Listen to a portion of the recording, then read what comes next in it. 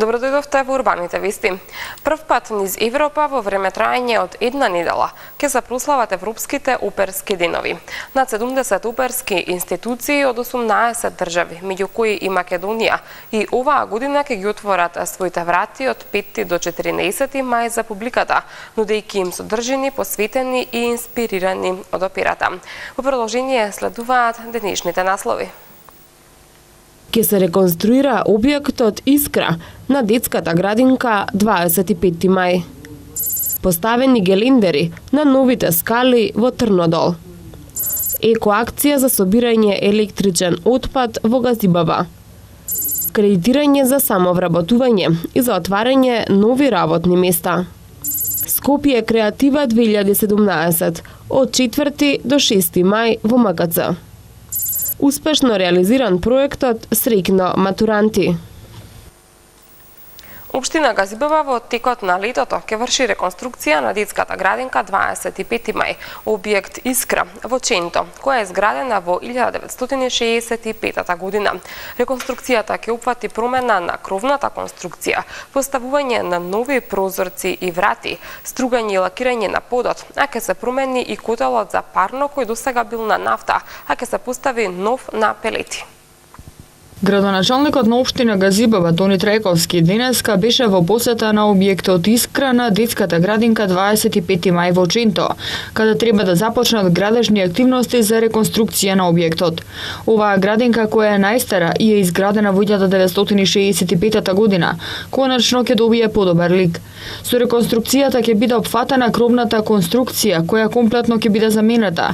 Ќе се заменат и старите дотраени прозорци и врати со нови енергетско ефикасни.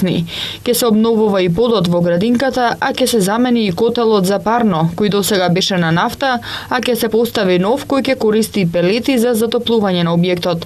Градоначалникот на општина Газибаба Тони Трајковски истакна дека со оваа реконструкција ќе се создадат подобри и поквалитетни услови за згрижување на децата, а додека траат градежните работи нема да се наруши згрижувањето на децата. Ова година планирана на поголема реконструкција и санација, односно подобрување на условите за згрижување на дечињата. Планирано е комплетна замена на кровната површина, тоа е некаде во површина од околу 800 квадрати. Планирана е комплетна замена на прозорите, да се постават енергетско ефикасни прозори и комплетна санација на подовите, односно стругање и повторно лакирање. Исто така планирано е и замена на котелската постројка. Веќе од следната година планираме дека да имаме затоплување на пелети. Згрижувањето тековно ќе се одвива, односно нема да имаме префрлање на дечињата во овој период, додека се работи на изградба на кровната конструкција.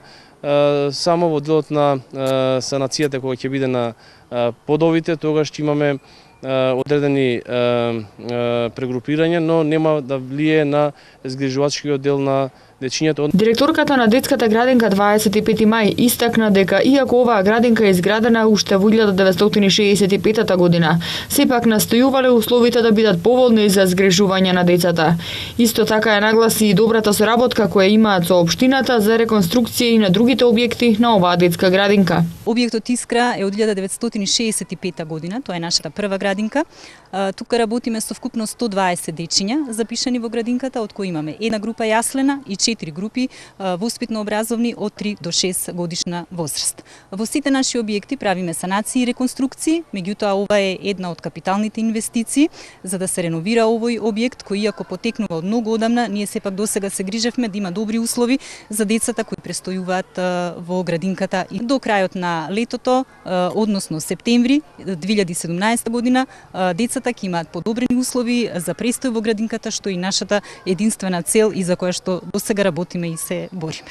Реконструкцијата на детската градинка ќе се одвива во две фази. Во првата фаза ќе биде опфатена промената на кровната конструкција и замената на прозорците и вратите, додека пак во втората фаза ќе се врши стругање и повторно лакирање на подот. Комплетната реконструкција се очекува да заврши кон крајот на летото, а за оваа инвестиција издвоени се 2.800.000 денари од буџетот на општина Газибаба.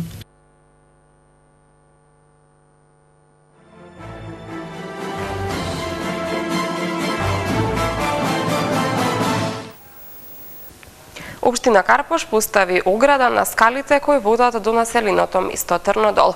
Оградата на скалите се постави со цел да се овозможи поголема безбедност на граѓаните. Денеска на скалите кои водат од Козле кон населбата Трнодол во општина Карпош беа поставени гелиндери, односно скалите добија ограда која беше повеќе од неопходна, информира општина Карпош. Како што соопштија оттаму, овие инфраструктурни помагала се поставени со цел да се подобри безбедноста на граѓаните кои секојдневно ги користат скалите во овој дел од општината. Оградата на скалите кои водат до Трнодол се инвестиција обезбедена од буџетот на локалната самоуправа. Компанијата за собирање на електричен и електронски отпад Елколект од денеска на 2 локации е присутна и во општина Газибаба. До 28 мај жителите ќе имаат можност да се ослободат од стариот отпад, а за возврат да бидат и наградени.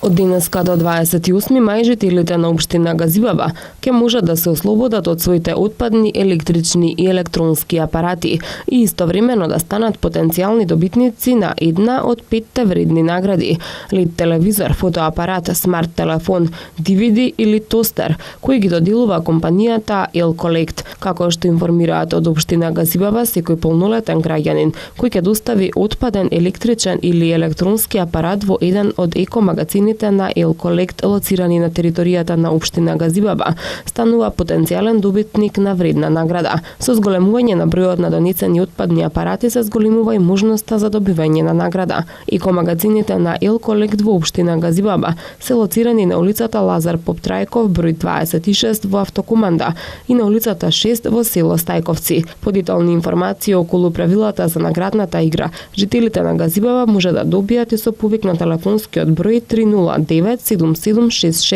или на веб страната на Elcollect elcollect.mk. Резултатите од извлекувањата ќе бидат објавени на веб страните на Elcollect и на општина Газибаба.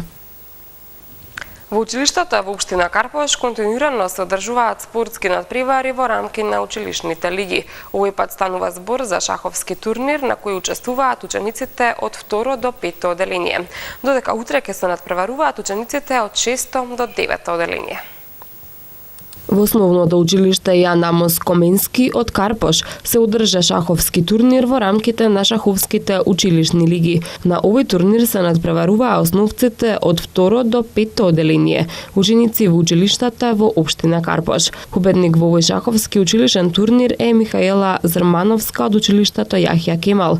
Антон Златков од истото училиште се пласираше на второто место, додека Кирил Николовски од основното училиште Димо Хаджидимов го освои третото место на шаховското надпреварување. Во четврток ќе се одржи продолжение на шаховското училишно надпреварување, на кое ќе се надпреваруваат меѓу себе учениците од 6 до 9 оделение. Во наредните 10 дена сите евидентирани невработени лица имаат можност да се пријават за мерките за самовработување преку кредитирање за отварање нови работни места во постоечки компании, кредитирање за самовработување млади лица до 29 годишна возраст, како и кредитирање работни места во фирми за млади до 29 години.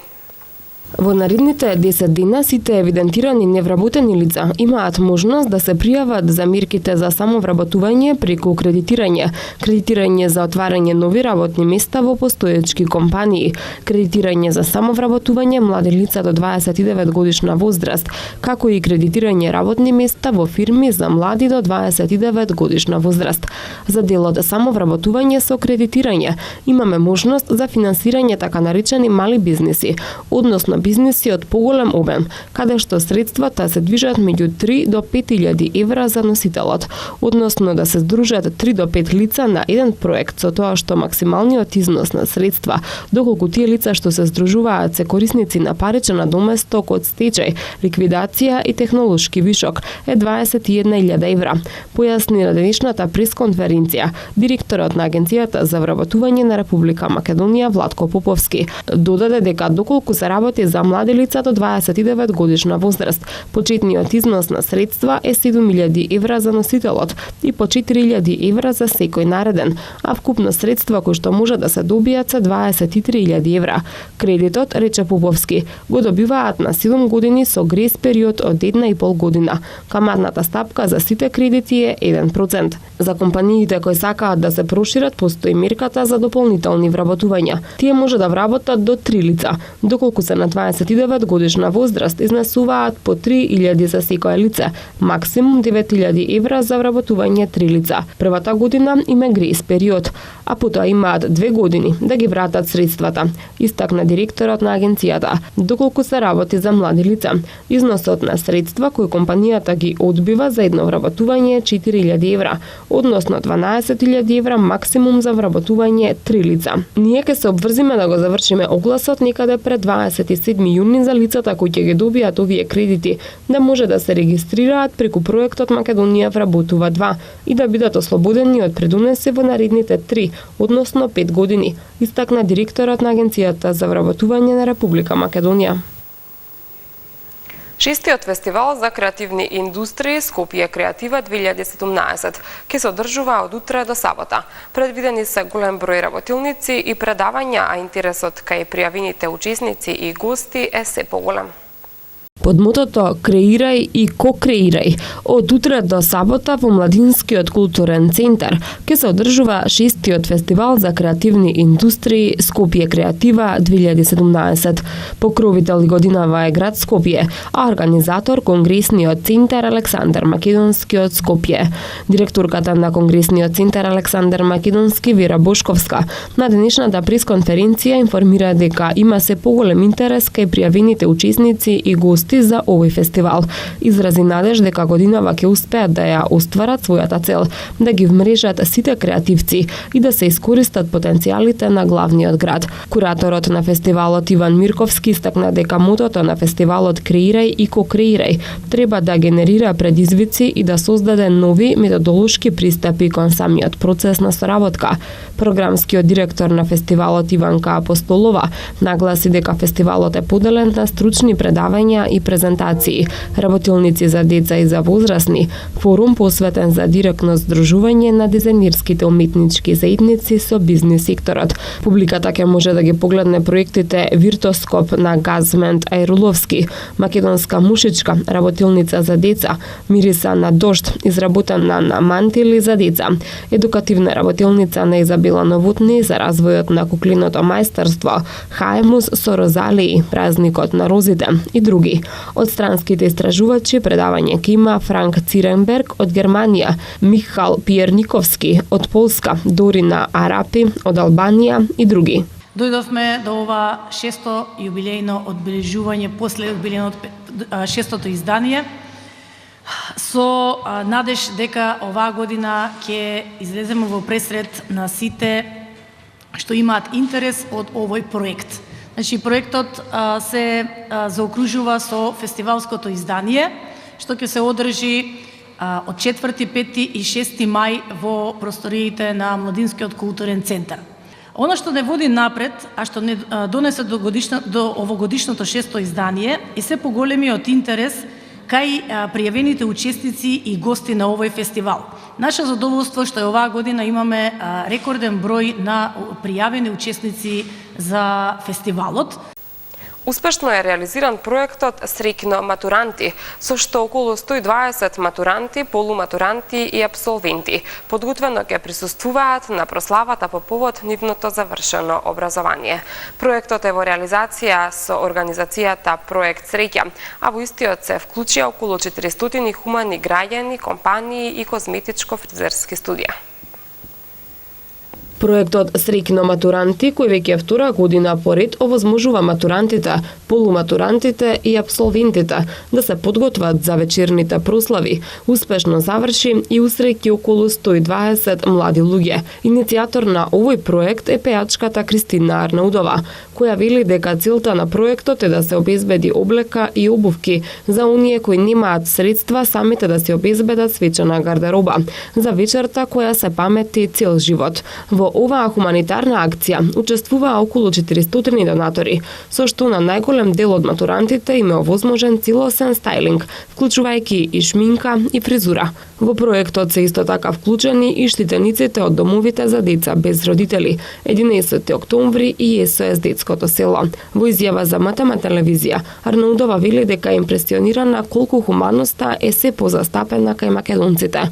Трендот на давање помош на оние на кои им е најпотребна драстично расте, а токму тоа е и целта на ваквите граѓански здруженија, вели пејачката. По завршувањето на хуманитарниот проект Среќно матуранти, Кристина Арнаудова преку своето здружение Проект Среќа се подготвува да започне со реализација на проектот Среќна учебна година.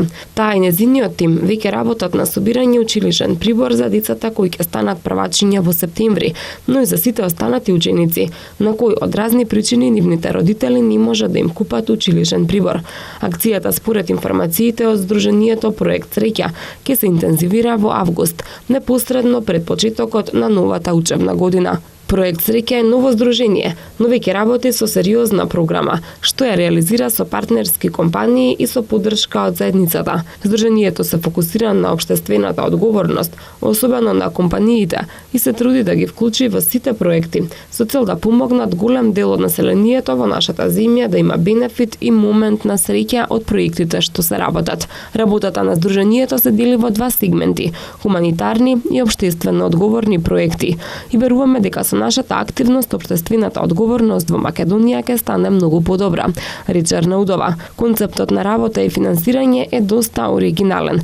Работата на здружението е поддржана само од македонски компании и не е дозволен прилив на средства од ниеден странски фонд. Во иднина уште повеќе ќе се фокусираме на тоа со надеж дека од ден на ден компаниите пријатели на проектот Среќа и на сите хумани проекти ќе стануваат се побројни, вели Кристина.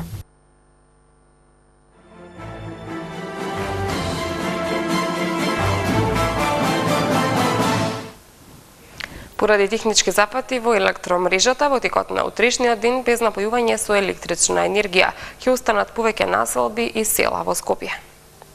Без струја утре од 9 часот и 35 минути до 12 часот и 20 минути и од 8:30 до 12 часот ќе останат корисниците од делот на силбата Јурумлери, односно корисниците од улицата Никола Парапунов, Кула 1 деловни објекти, како што соопшти регионалниот центар за управување со кризи на град Скопје.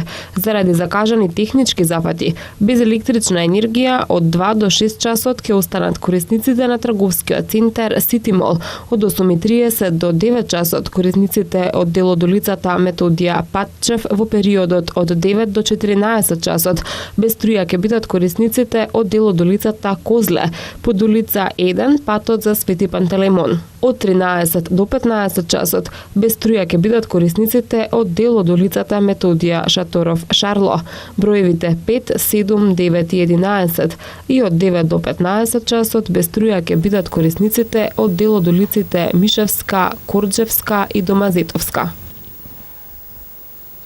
Променливо и нестабилно време со локален пороен дожд и грмежи во попладнивните часови најавуваат метеоролозите. Денеска и утре според управата за хидрометеоролошки работи, нестабилно ќе биде притежно во планинските подрачја, додека во петок и во недела на повеќе места, особено на северот и истокот од земјава. Во сабота не се очекуваат врнежи, но ќе дува повремено застилен северозападен ветер, кој ќе донесе осетно спуштање на дневната температура, која ќе достигне до 24 степени. Пооблачно и ветровито со северен ветер ќе биде и во понеделник, кога под влијание на нов влажен бран врнежи од дожд се очекуваат на секаде низ земјава. МТМ Метео е во продолжение.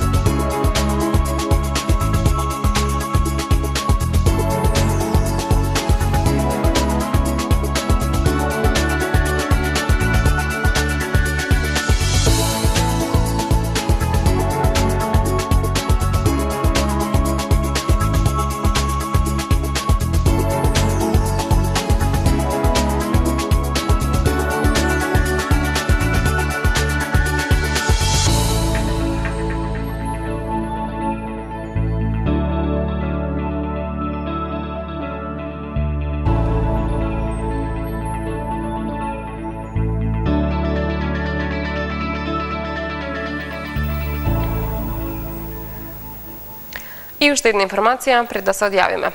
Јавното предпријатие Комунална хигиена Скопје ги информира своите корисници дека од 8 овој месец ќе почне да функционира во новото седиште на предпријатието, лоцирано на улицата 516, број 10, односно во поранешната управна зграда на ФАС 11 октомври, во близина на Скопскиот саем. Како што наведуваат во соопштението, досегашното седиште на јавното предпријатие Комунална хигиена Скопје на булевар Илинден број 1 веќе не е во функција. Ова беше и последната информација за денешното издание на Урбаните вести. Ви благодарам за вниманието, имајте пријатен остаток од денот. Довидување.